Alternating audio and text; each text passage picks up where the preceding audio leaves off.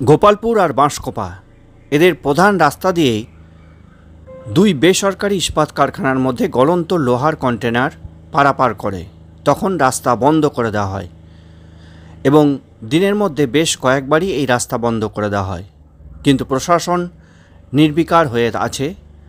Hot মেটালের রাস্তা বন্ধ করে এই দুই কারখানার পারাপারে খুব বিক্ষোভ দেখালো স্থানীয় বাসিন্দারা।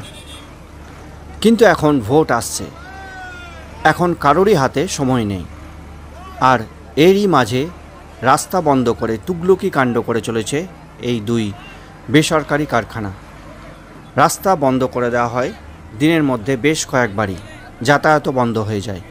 অভিযোগ, দুই বেসরকারি কারখানার তুগলকি কাণ্ড নিয়ে বেশ কয়েকবারই অভিযোগ করা হয়েছে এবং কয়েকবার দুর্ঘটনাও ঘটে গেছে। এ নিয়ে জেলা শাসককেও লিখিতভাবে জানিয়েছেন স্থানীয় বাসিন্দারা, কিন্তু প্রায় 4 মাস আগে লিখিত অভিযোগের কোনো গুরুত্ব দেয়নি জেলা প্রশাসন বলে অভিযোগ। এমনকি জেলা পরিষদের বন ও ভূমি কর্মাধ্যক্ষ বুড়ি টুডু নিজে জানিয়েছেন প্রশাসনকে, কিন্তু দিনের বেলায় গলন্ত লোহা নিয়ে রাস্তা পারাপার বন্ধ হয়নি।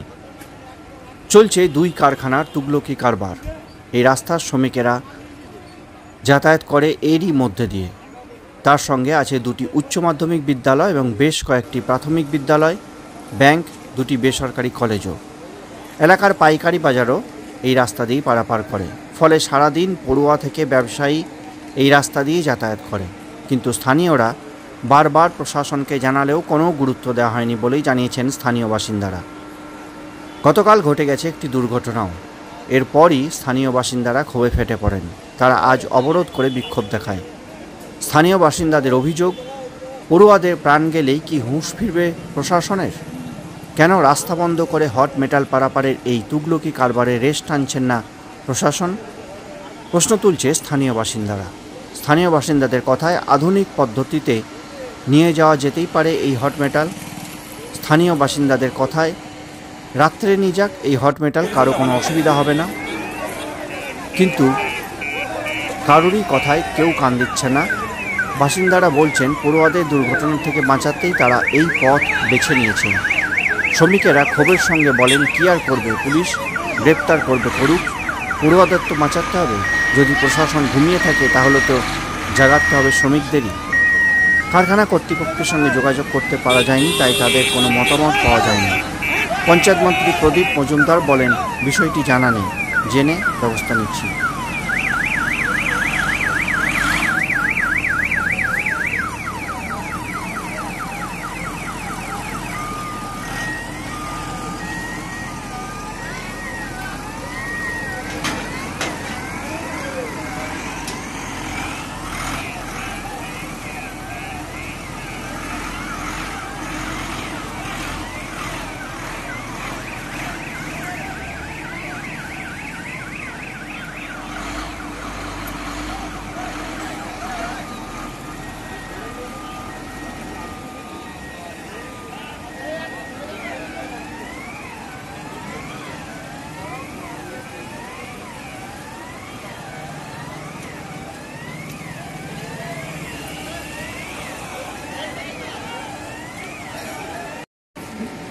আমাদের গ্রামে পাশাপাশি দুটো হাই স্কুল আছে, তার পাশাপাশি গ্রামের অনেক বাচ্চা ছেলেমেয়েরা এই সব স্কুলে পড়াশুনো করে।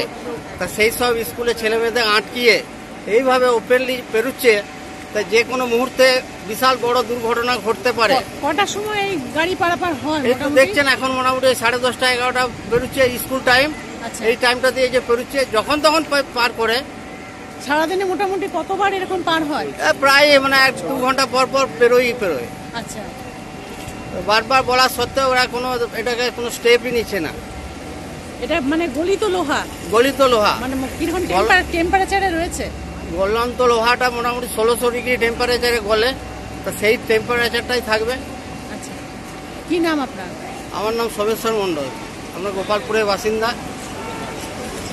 আমাদের নিওমেটালিক থেকে এই গলন্ত যে লোহাটা এই যে পাশের ফ্যাক্টরিতে ওপেনলি রোড ক্রস করে নিয়ে যাচ্ছে, তা দীর্ঘদিন যাবৎ এটা বলা হচ্ছে এবং দুর্ঘটনা বিগত বেশ কিছুদিন ধরে দুর্ঘটনা ঘটেছে। আগামীকালও দুর্ঘটনা একজন ঘটেছে। তা সত্ত্বেও এদেরকে বলা সত্ত্বেও এরা কিন্তু এটা কোনো প্রোটেকশন কিছু নিচ্ছে না, এইভাবে ওপেন পার করছে। তার পরিপ্রেক্ষিতে আমরা এটাকে অবরোধ করে প্রতিবাদ জানাচ্ছি। আচ্ছা, তো আপনারা কি এর আগে জানিয়েছিলেন? অনেকবার জানানো হয়েছে। কোথায় কোথায় জানিয়েছেন?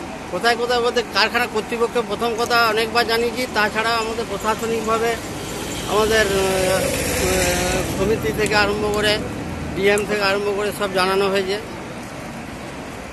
আচ্ছা, ওরা কোনো স্টেপ নিচ্ছে না তো? আপাতত কিছু নিচ্ছে না, আপাতত কোনো স্টেপ। দীর্ঘদিন ধরে আমরা বলে আসছি, প্রায় নিউমিলি কারখানা থেকে কেজরিওয়াল গেটে যে তরল মালটা নিয়ে যাচ্ছে, ওপেনভাবে নিয়ে যাচ্ছে এটা। ঠিক আছে, আমরা অনেকবার রিপোর্ট করেছি, ভিডিও অফিসে জানিয়েছি, থানাতে জানিয়েছি, মানে সব জায়গায় জানিয়েছি, তাতে কোনো ফেসলা হয়নি। সকাল 10:30 9টার সময় এই মালটা এদিকে পার করা হয়। আগামী স্কুল কলেজ আমাদের গোপালপুর স্কুল আছে, হাই স্কুল আছে, বয়েজ স্কুল আছে, বাসকোয়া থেকে অনেক ছেলেমেয়েরা স্কুলে পড়াশোনা করে, গার্লস স্কুল আছে, তারা পড়াশোনা করে, তারা কিন্তু এইভাবে নিয়ে এসে মালটাকে কোনো সময় অনেক দুর্ঘটনা ঘটতে পারে। আপনারা কি চাইছেন? আমরা চাইছি যাতে কারখানা কর্তৃপক্ষ সবাই মিলে বসে মালটাকে যেভাবে মানে কোনো ক্ষতি না হয়, পাবলিকের কোনো ক্ষতি না হয়, সেইভাবে যেন মালটা নিয়ে যাওয়া হবে। মানে ও দিনের বেলা না হয়? হ্যাঁ, দিনের বেলা না, রাতের বেলা হোক। আচ্ছা, কি নাম আপনার? আমার নাম বাবুন রায়।